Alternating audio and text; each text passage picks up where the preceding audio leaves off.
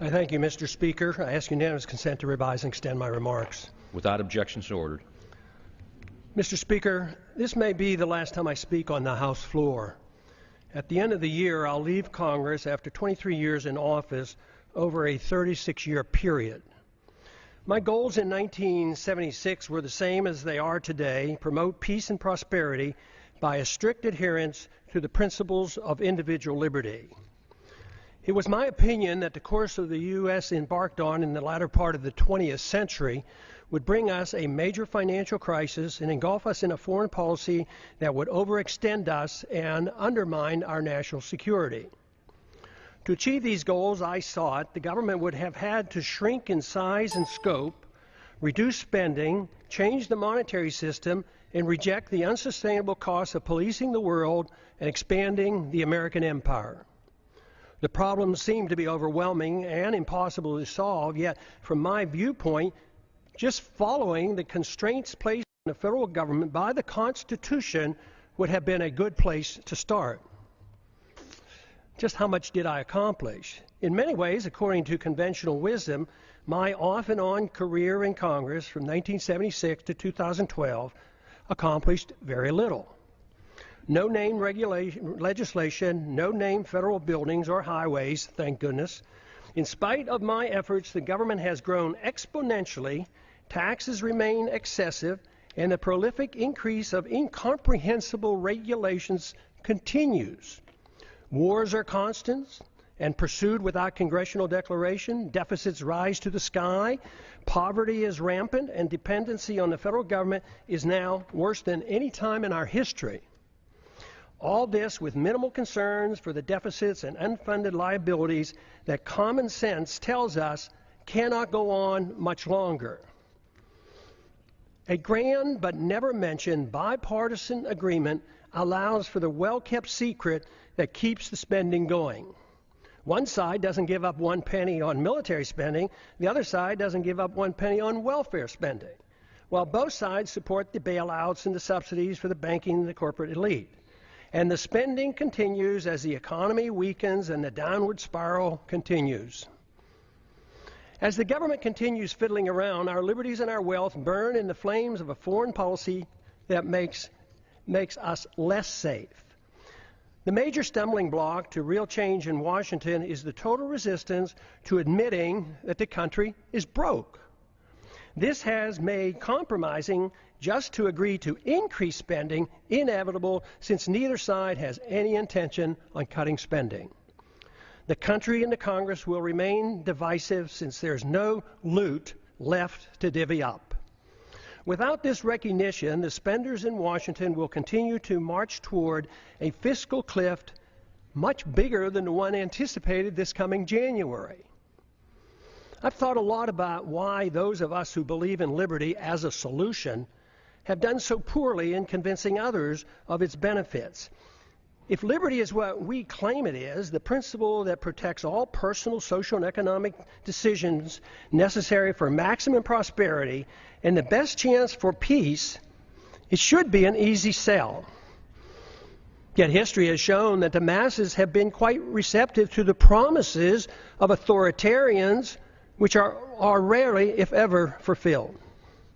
Should we have authoritarianism or liberty?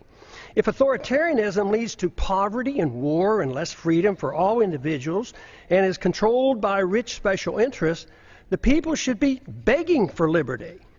There certainly was a strong enough sentiment for more freedom at the time of our founding that motivated those who were willing to fight in the revolution against the powerful British government. During my time in Congress, the appetite for liberty has been quite weak. The understanding of its significance negligible. Yet the good news is that compared to 1976, when I first came to Congress, the desire for more freedom and less government in 2012 is much greater and growing, especially in grassroots America. Tens of thousands of teenagers and college-age students are, with great enthusiasm, welcoming the message of liberty. I have a few thoughts as to why the people of a country like ours, once the freest and most prosperous, allowed the conditions to deteriorate to the degree that they have. Freedom, private property, and enforceable voluntary contracts generate wealth. In our early history, we were very much aware of this. But in the early part of the 20th century, our politicians promoted the notion that the tax and monetary system had to change. If we were to involve ourselves in excessive domestic and military spending, that is why Congress gave us the Federal Reserve and the income tax. The majority of Americans and many government officials agreed that sacrificing some liberty was necessary to carry out what some claim to be progressive ideas. Pure democracy became acceptable. They failed to recognize that what they were doing was exactly opposite of what the colonists were seeking when they broke away from the British.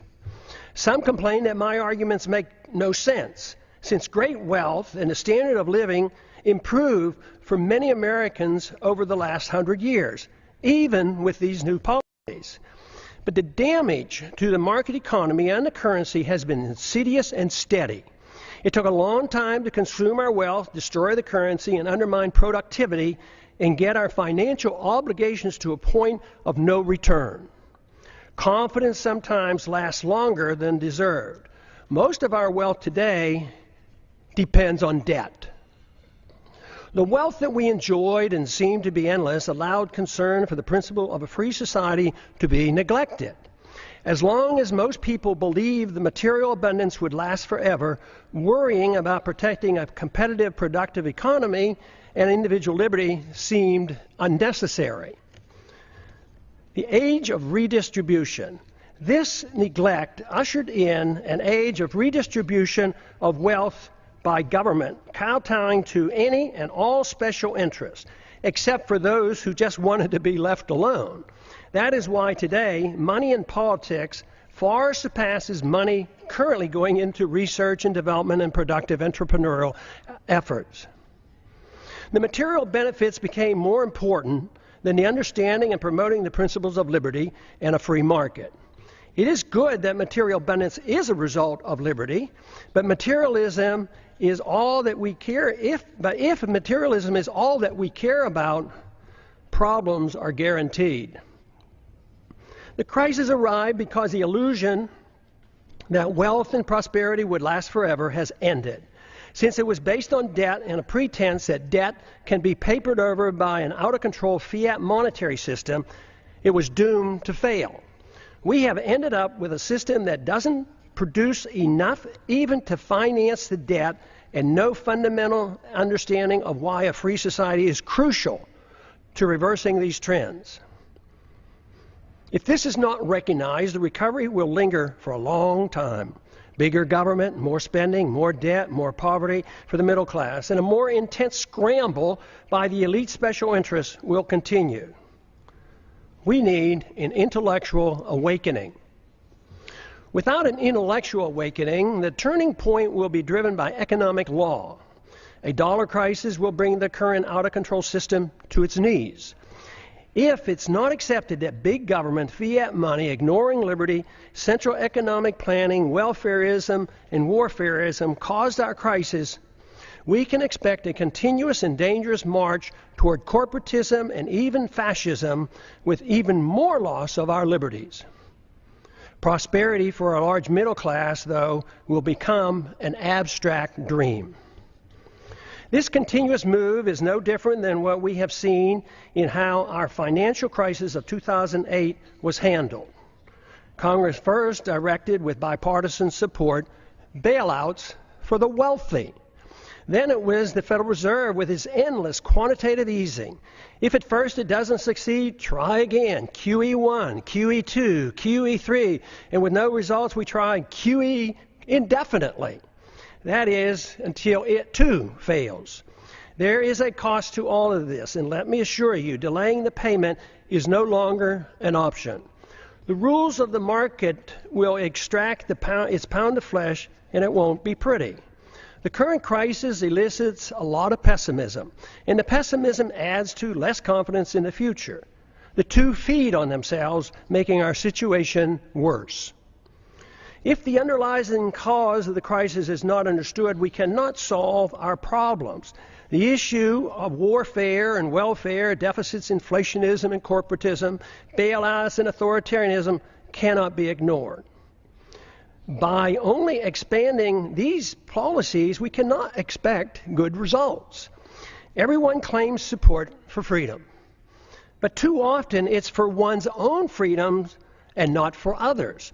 Too many believe that there must be limits on freedom. They argue that freedom must be directed and managed to achieve fairness and equality, thus making it acceptable to curtail through force certain liberties. Some decide what and whose freedoms to be limited. These are the politicians whose goal in life is power. Their success depends on gaining support from special interests. We don't need more isms. The great news is the answer is not to be found in more isms. The answers are to be found in more liberty, which costs so much less. Under these circumstances, spending goes down, wealth production goes up, and the quality of life improves. Just this recognition, especially if we move in this direction, increases optimism, which in itself is beneficial.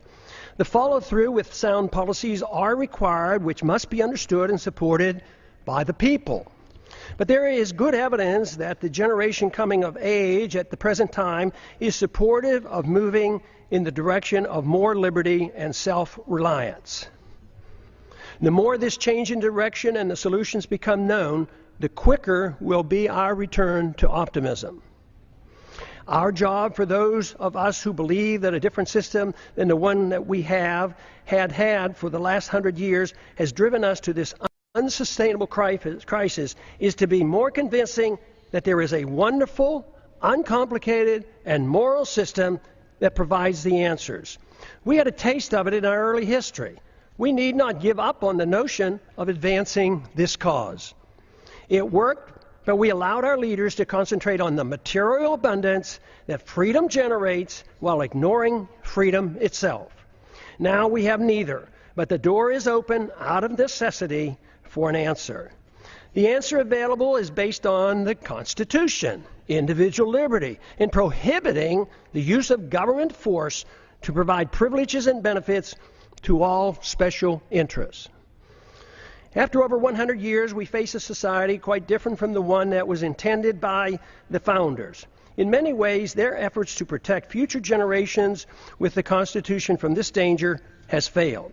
Skeptics at the time of the Constitution, was written in 1787, warned us of today's possible outcome. The insidious nature of the erosion of our liberties and the reassurance our great abundance gave us allowed the process to evolve into a dangerous period in which we now live. Dependency on government largesse. Today, we face a dependency on government largesse for almost every need. Our liberties are restricted and government operates outside the rule of law, protecting and rewarding those who buy or coerce government into satisfying their demands. Here are a few examples. Undeclared wars are commonplace. Welfare for the rich and poor is considered an entitlement. The economy is overregulated, overtaxed, and grossly distorted by a deeply flawed monetary system. Debt is growing exponentially. The Patriot Act and FISA legislation passed without much debate have resulted in a steady erosion of our Fourth Amendment rights. Tragically, our government engages in preemptive war, otherwise known as aggression, with no complaints from the American people. The drone warfare we are pursuing worldwide is destined to end badly for us as the hatred builds for innocent lives lost and the international laws flaunted.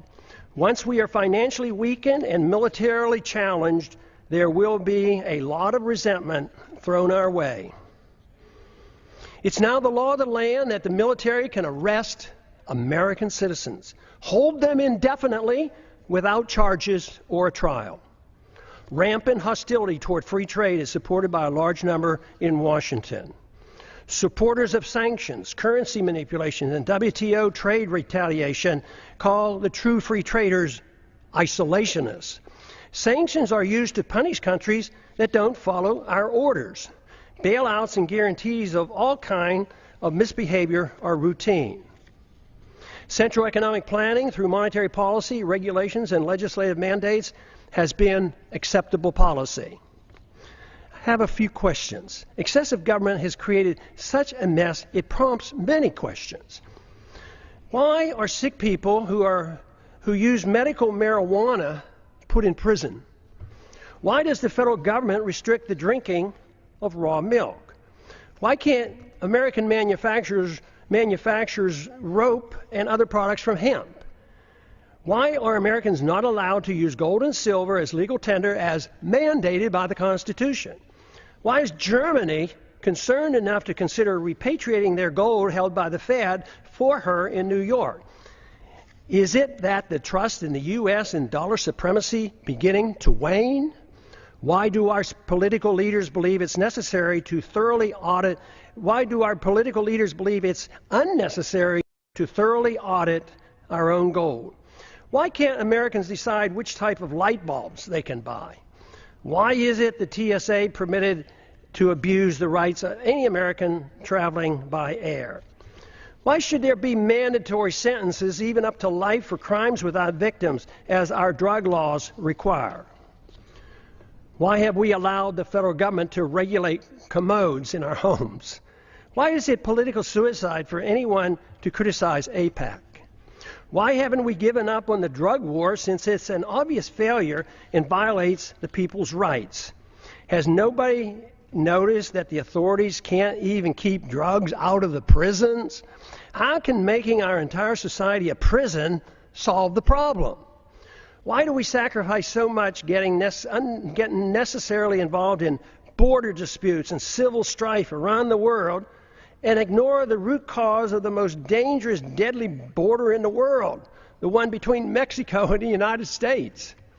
Why does Congress willingly give up its prerogatives to the executive branch? Why does changing the party in power never change policy? Could it be that the views of both parties are essentially the same? Why did the big banks, the large corporations, and foreign banks and foreign central banks get bailed out in 2008, and the middle class lost their jobs and their homes? Why do so many in the government and the federal officials believe that creating money out of thin air creates wealth? Why do so many accept the deeply flawed principle that government bureaucrats and politicians can protect us from ourselves without totally destroying the principle of liberty? Why can't people understand that war always destroys wealth and liberty?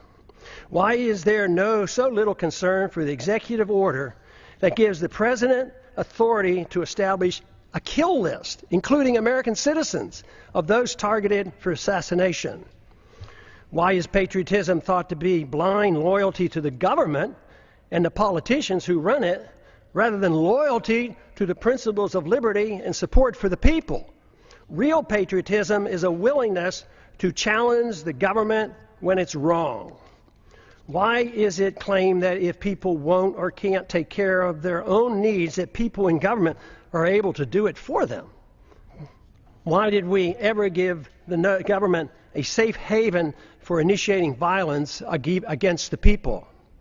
Why do so many members defend free markets but not civil liberties? Why do so many members defend civil liberties but not free markets? Aren't they the same? Why don't more defend both economic liberty and personal liberty? Why are there not more individuals who seek to intellectually influence others to bring about positive changes, those who seek changes, than those who seek power to force others to obey their commands? Why does the use of religion to support a social gospel and preemptive wars, both of which require authoritarians to use violence or the threat of violence, go unchallenged? Aggression and forced redistribution of wealth has nothing to do with the teachings of the world's great religions. Why do we allow the government and the Federal Reserve to disseminate false information dealing with both economic and foreign policy? Why is democracy held in such high esteem when it's the enemy of the minority and makes all rights relative to the dictates of the majority? Why should anyone be surprised that Congress has no credibility since there is such a disconnect between what politicians say and what they do? Is there any explanation for all the deception, the unhappiness, the fear of the future, the loss of confidence in our leaders, the distrust and the anger and frustration? Yes, there is. And there's a way to reverse these attitudes. The negative perceptions are logical and a consequence of bad policies bringing about our problems. Identification of the problems and recognizing the cause allow the proper changes to come easily. We should have more trust in ourselves, less in the government. Too many people have far too long placed too much confidence and trust in government and not enough in themselves. Fortunately, many are now becoming aware of the seriousness of the gross mistakes of the past several decades. The blame is shared by both political parties. Many Americans now are demanding to hear the plain truth of things and want the demagoguing to stop. Without this first step, solutions are impossible. Seeking the truth and finding the answers in liberty and self-reliance promotes the optimism necessary for restoring prosperity. The task is not that difficult if politics doesn't get in the way. We have allowed ourselves to get into such a mess for various reasons. Politicians deceive themselves as to how wealth is produced. Excessive confidence is placed in the judgment of politicians and bureaucrats. This replaces the confidence in a free society. Too many in high places of authority became convinced that only they, armed with arbitrary government power, can bring about fairness while facilitating wealth production. This always proves to be a utopian dream and destroys wealth and liberty. It impoverishes the people and rewards the special interests who end up controlling both parties. It's no surprise that much of what goes on in Washington is driven by aggressive partisanship and power seeking, with philosophic differences being minor. Economic ignorance is commonplace. Keynesianism continues to thrive, although today it is facing healthy, enthusiastic rebuttals. Believers in military Keynesianism and domestic Keynesianism continue to desperately promote their failed policy as the economy languishes in a deep slumber. Supporters of all government edicts use humanitarian arguments to justify them. Humanitarian arguments are always used to justify government mandates related to the economy, monetary policy, foreign policy, and personal liberty. This is on purpose to make it more difficult to challenge. But initiating violence for humanitarian reasons is still violence. Good intentions are no excuse and are just as harmful as when the people use and force with bad intentions. The results are always negative. The immoral use of force is the source of man's political problems. Sadly, many religious groups, secular organizations, and psychopathic authoritarians endorse government-initiated force to change the world. Even when the desired goals are well-intentioned, or especially when they're well-intentioned, the results are dismal. The good results sought never materialize. The new problems created require even more government force as a solution. The net result is institutionalizing government-initiated violence and morally justifying it on humanitarian grounds. This is the same fundamental reason our government uses force for invading other countries at will, central economic planning at home, and the regulation of personal liberty and habits of our citizens. It is rather strange that unless one has a criminal mind and no respect for other people and their property, no one claims it's permissible to go into one's neighbor's house and tell them how to behave, what they can eat, smoke, and drink, or how to spend their money. Yet, rarely is it asked why is it morally acceptable that a stranger with a badge and a gun can do the same thing in the name of law and order. Any resistance is met with brute force, fines, taxes, arrests, and even imprisonment. This is done more frequently every day without a search warrant. No government monopoly over initiating violence is what we need. Restraining aggressive behavior is one thing, but legalizing a government monopoly for initiating aggression can only lead to exhausting liberty associated with chaos, anger, and the breakdown of civil society. Permitting such authority and expecting a saintly behavior from the bureaucrats and the politicians is a pipe dream. We now have a standing army of armed bureaucrats in the TSA, CIA, FBI, Fish and Wildlife, FEMA, IRS, Corps of Engineers, etc., numbering over 100,000. Citizens are guilty until proven innocent in the unconstitutional administrative courts. Government in a free society should have no authority to meddle in the social activities or the economic transactions of individuals, nor should government meddle in the affairs of other nations. All things peaceful, even when controversial, should be permitted. We must reject the notion of prior restraint in economic activity, just as we do in the area of free speech and religious liberty. But even in these areas, government is starting to use a backdoor approach of political correctness to regulate speech, a very dangerous trend. Since 9/11, monitoring speech on the internet is now a problem since warrants are no longer required. The proliferation of federal crimes. The Constitution established 4 federal crimes. Today, the experts can't even agree on how many federal crimes are now on the books. They number into the thousands. No one person can comprehend the enormity of the legal system, especially the tax code. Due to the ill-advised drug wars and the endless federal expansion of the criminal code, we have over 6 million people under correctional suspension, more than the Soviets ever had and more than any other nation today, including China.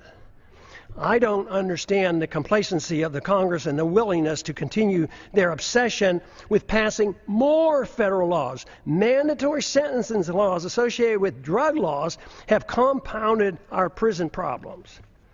The Federal Register is now 75,000 pages long and the tax code 72,000 pages and expands every year. When will the people start shouting, enough is enough, and demand Congress to cease and desist? What we should be doing is achieving liberty. Liberty can only be achieved when government is denied the aggressive use of force. If one seeks liberty, a precise type of government is needed. To achieve it, more than lip service is required. There are 2 choices available. 1, a government designed to protect liberty is a natural right as its sole objective. The people are expected to care for themselves and reject the use of any force for interfering with another person's liberty. Government is given a strictly limited authority to enforce contracts, property ownerships, settles disputes, and defend against foreign aggression. Number 2, a government that pretends to protect liberty but is granted power to arbitrarily use force over the people and foreign nations. Though the grant of power many times is meant to be small and limited, it inevitably metastasizes into an omnipotent political cancer. This is the problem for which the world has suffered throughout the ages. Though meant to be limited, it nevertheless is a 100% sacrifice of the principle that would-be tyrants find irresistible. It is used vigorously, though incrementally and insidiously. Granting power to government officials always proves the adage that power corrupts. Once government gets a limited concession for the use of force to mold people's habits and plan the economy, it causes a steady erosion and a steady move toward tyrannical government. Only a revolutionary spirit can reverse the process and deny the government this arbitrary use of aggression. There is no in-between. Sacrificing a little liberty for imaginary safety always ends badly. Today's mess is a result of Americans accepting option number 2, even though the founders attempted to give us option number 1. The results are not good. As our liberties have been eroded, our wealth has been consumed. The wealth we see today is based on debt and a foolish willingness on the part of foreigners to take our dollars for goods and services. Then they loan them back to us to perpetuate our debt system. It's amazing that it has worked for this long, but the impasse in Washington in solving our problems indicate that many are starting to understand the seriousness of this worldwide debt crisis and the dangers we face. The longer this process continues, the harsher the outcome will be. The financial crisis is actually a moral crisis. Many are acknowledging that a financial crisis looms, but few understand it's in reality a moral crisis. It's the moral crisis that has allowed our liberties to be undermined and permits the exponential growth of illegal government power. Without a clear understanding of the nature of the crisis, it will be difficult to prevent a steady march toward tyranny and the poverty that will accompany it. Ultimately, the people have to decide which form of government they want. Option number 1 or option number 2. There is no other choice. Claiming there is a choice of a little tyranny is like describing pregnancy as a touch of pregnancy. It is a myth to believe that a mixture of free markets and government central economic planning is a worthy compromise. What we see today is a result of that type of thinking, and the results speak for themselves. A culture of violence. Americans now suffer from a culture of violence. It is easy to reject the initiation of violence against one's neighbor, but it's ironic that the people arbitrarily and freely anoint government officials with monopoly power to initiate violence against the American people, practically at will. Because it's the government that initiates force, most people accept it as being legitimate.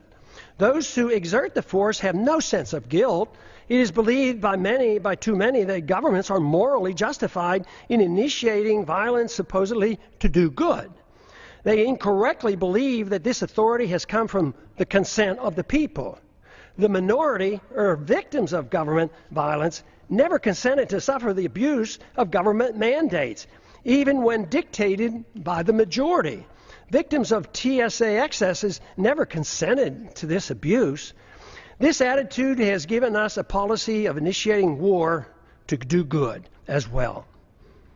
It is claimed that war to prevent war for noble purposes is justified. This is similar to what we were once told that, quote, destroying a village to save a village, close quote, was justified. It was said by a U.S. Secretary of State that the loss of 500,000 Iraqis, mostly children, in the 1990s as a result of American bombs and sanctions was worth it to achieve the good we brought to the people of Iraq. And look at the mess that Iraq is in today. Government use of force to mold social and economic behavior at home and abroad has justified individuals using force on their own terms. The fact that violence by government is seen as morally justified is the reason why violence will increase when the big financial crisis hits and becomes a political crisis as well. First, we recognize that individuals shouldn't initiate violence. Then we give the authority to the government. Eventually, the immoral use of government violence, when things go badly, will be used to justify an individual's right to do the same thing. Neither the government nor individuals have the moral right to initiate violence against another, yet we are moving toward the day when both will claim this authority. If this cycle is not reversed, society will break down. When needs are pressing and conditions deteriorate and rights become relative to the demands and the whims of the majority, it's then not a great leap for individuals to take it upon themselves to use violence to get what they claim is theirs. As the economy deteriorates and the wealth discrepancy increase, as they already are occurring, violence increases as those in need take it in their own hands to get what they believe is theirs. They will not wait for a government rescue program. When government officials wield power over others to bail out the special interests, even with disastrous results to the average citizens, they feel no guilt for the harm they do. Those who take us into undeclared wars, with many casualties resulting, never lose sleep over the deaths and the destruction their bad decisions caused. They are convinced that what they do is morally justified, and the fact that many suffered just can't be helped. When the street criminals do the same thing, they too have no remorse, believing that they are only taking what is rightfully theirs. all moral standards become relative, whether it's bailouts, privileges, government subsidies, or benefits for some from inflating a currency. It's all part of a process justified by a philosophy of forced redistribution of wealth. Violence or a threat of such is the instrument required and unfortunately is of little concern of most members of Congress. Some argue it's only a matter of fairness, that those in need are cared for. There are two problems with this. First, the principle is used to provide a greater amount of benefits to the rich than to the poor. Second, no one seems to be concerned about whether or not it's fair to those who end up paying for all the benefits. The costs are usually placed on the backs of the middle class and are hidden from the public eye. Too many people believe government handouts are free, like printing money out of thin air and there's no cost. That deception is coming to an end. The bills are coming due, and that's what the economic slowdown is all about. Sadly, we have become accustomed to living with the illegitimate use of force by government. It is the tool for telling the people how to live, what to eat and drink, what to read, and how to spend their money. To develop a truly free society, the issue of initiating force must be understood and rejected. Granting to government even a small amount of force is a dangerous concession. Limiting government excesses versus a virtuous moral people. Our Constitution, which was intended to limit government power and abuse, has failed. The founders warned that a free society depends on a virtuous and moral people. The current crisis reflects that their concerns were justified. Many politicians and pundits are aware of the problems we face, but spend all their time in trying to reform government. The sad part is that the suggested reforms almost always leads to less freedom, and the importance of a virtuous and moral people is either ignored or not understood. The new reforms serve only to further undermine liberty. The compounding effect has given us the steady erosion of liberty and the massive expansion of debt.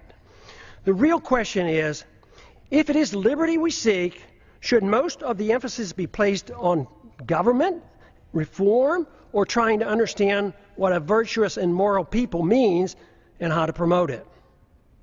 The Constitution has not prevented the people from demanding handouts for both rich and poor in their efforts to reform the government, while ignoring the principles of a free society.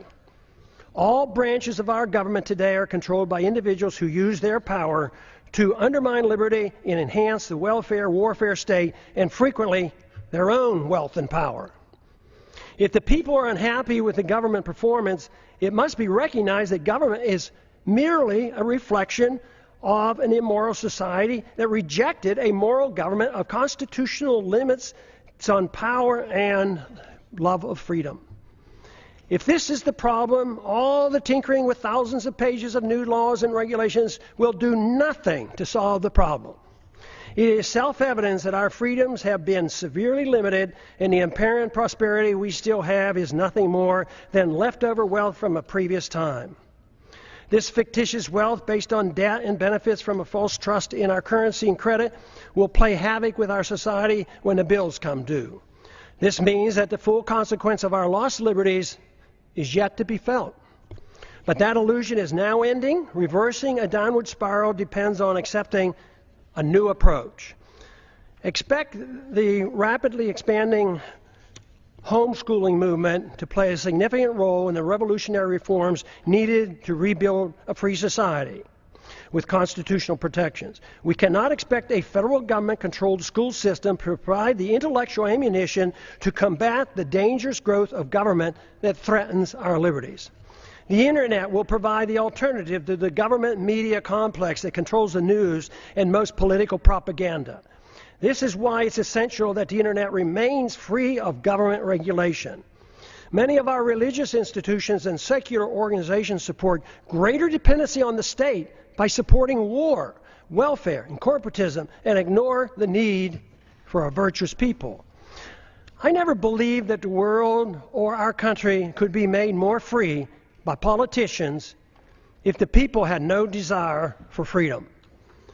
Under the current circumstances, the most we can hope to achieve in the political process is to use it as a podium to reach the people, to alert them of the nature of the crisis and the importance of their need to assume responsibility for themselves. If it is liberty that they truly seek, without this, a constitutionally protected free society is impossible. If this is true, our individual goal in life ought to be for us to seek virtue and excellence and recognize that self-esteem and happiness only comes from using one's natural ability in the most productive manner possible, according to one's own talents. Productivity and creativity are the true source of personal satisfaction. Freedom and not dependency provides the environment needed to achieve these goals. Government cannot do this for us. It only gets in the way. When the government gets involved, the goal becomes a bailout or a subsidy, and these cannot provide a sense of personal achievement. Achieving legislative power and political influence should not be our goal. Most of the change, if it is to come, will not come from the politicians, but rather from individuals, family, friends, intellectual leaders, and our religious institutions. The solution can only come from rejecting the use of coercion, compulsion, government commands, and aggressive force to mold social and economic behavior. Without accepting these restraints, inevitably the consensus will be to allow the government to mandate economic equality and obedience to the politicians who gain power and promote an environment that smothers the freedoms of everyone. It is then that the responsible individuals who seek excellence and self-esteem by being self-reliant and productive become the victims. In conclusion, what are the greatest dangers that the American people face today that impede the goal of a free society? There are 5. The continuous attack on our civil liberties, which threaten the rule of law and our ability to resist the onrush of tyranny. Number 2, violent anti-Americanism that has engulfed the world. Because the phenomenon of blowback is not understood or denied, our foreign policy is destined to keep us involved in many wars that we have no business being in. National bankruptcy and a greater threat to our national security will result.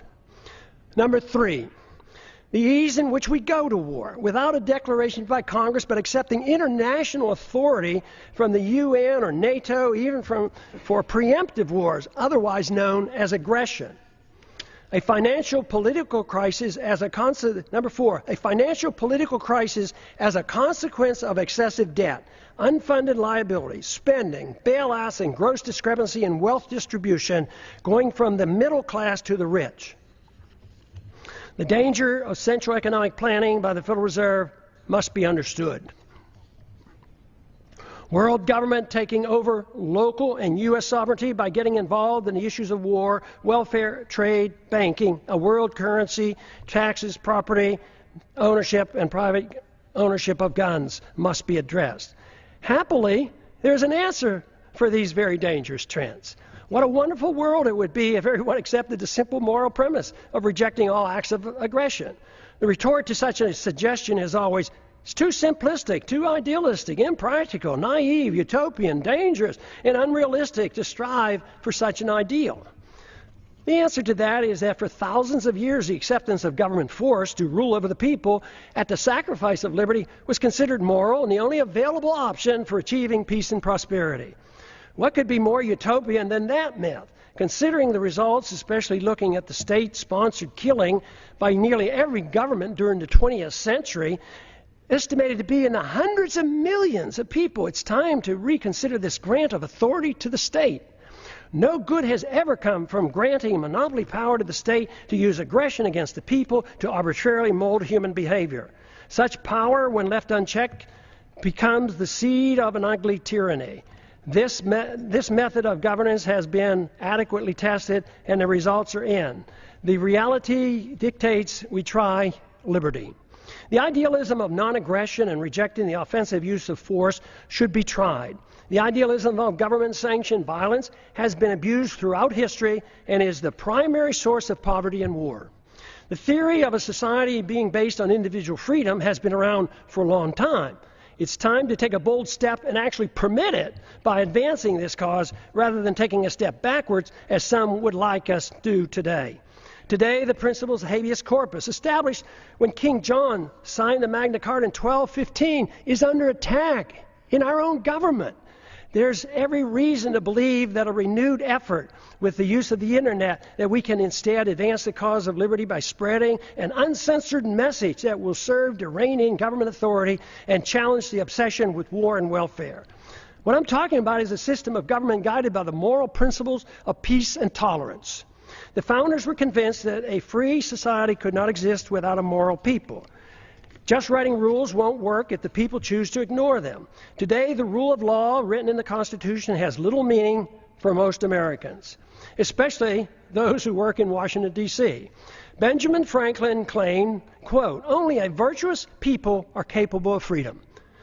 John Adams concurred, quote, "Our Constitution was made for a moral and religious people. It is wholly inadequate for the government of any other."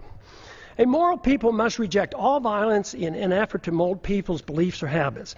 A society that boos or ridicules the golden rule is not a moral society. All great religions endorse the golden rule. The same moral standards that individuals are required to follow should apply to all government officials. They cannot be exempt. The ultimate solution is not in the hands of the government. The solution falls on each and every individual with guidance from family, friends, and community. The number one responsibility for each of us is to change ourselves with hope that others will follow. This is of greater importance than the working on changing the government. That is secondary to promoting a virtuous society. If we can achieve this, then the government will change. It doesn't mean that political action or holding office has no value. At times, it does nudge policy in the right direction. But what is true is that when seeking office is done for personal aggrandizement, money, or power, it becomes useless if not harmful. When political action is taken for the right reasons, it's easy to understand why compromise should be avoided. It's also become clear why progress is best achieved by working with coalitions, which bring people together without anyone sacrificing his principles. Political action, to be truly beneficial, must be directed toward changing the hearts and minds of the people, recognizing that it's virtue and morality of the people that allow liberty to flourish. The Constitution or moral laws per se have no value if the people's attitudes aren't changed.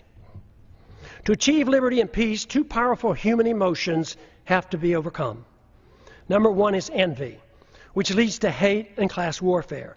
Number two is intolerance, which leads to bigoted and judgmental policies. These emotions must be replaced with a much better understanding of love, compassion, tolerance, and free market economics. Freedom, when understood, brings people together. When tried, freedom is popular. The problem we have faced over the years has been that economic interventionists are swayed by envy, whereas social interventionists are swayed by intolerance or of habits and lifestyles.